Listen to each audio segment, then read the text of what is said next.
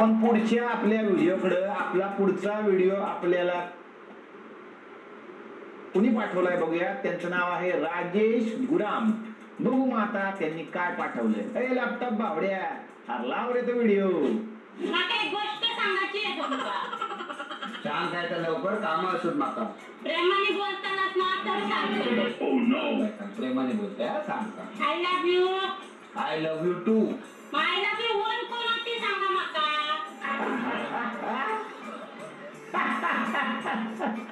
ऐकलं लॉटरी लागली तर काय करतलं. अर्धे पैसे तुमका घेतलंय, अर्धे पैसे माका घेतलंय. मी आपली मायाची वाट धरतले म्हणजे तुमका पण त्रास नको आणि माका पण त्रास.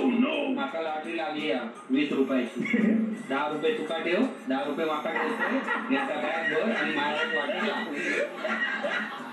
वा वा वा वा वा. काय हो तुम्ही नाही एकदम साधे असता. तुम्हा कोण येऊन फसवून जाता.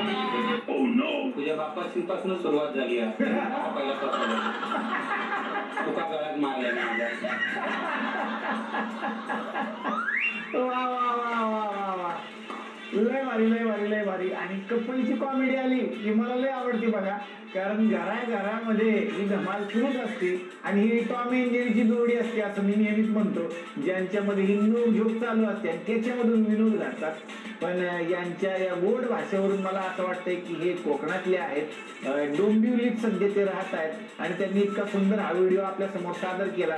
कोकणातली भाषेत लय गोड आहे हो. आणि त्यातल्या त्यात माणसं तर लय भारी.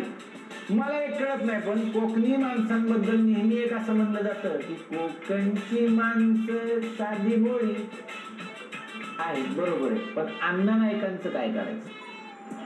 त्यांच्याकडे बघितल्यानंतर मला हे वाक्य जरा खटकतं. कोकणची माणसं साधी भोळी. पण तुम्ही दोघं साधे भोळे आहे हे मला पटलेलं आहे. निदान नाही वहिनी आमच्या साध्या भोळ्या मला वाटल्या.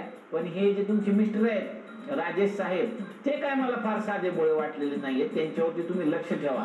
पण लय भारी व्हिडिओ केलेला आहे तुम्ही. आणि तुमच्या या व्हिडिओसाठी मी तुम्हाला देत आहे 6 स्माइली.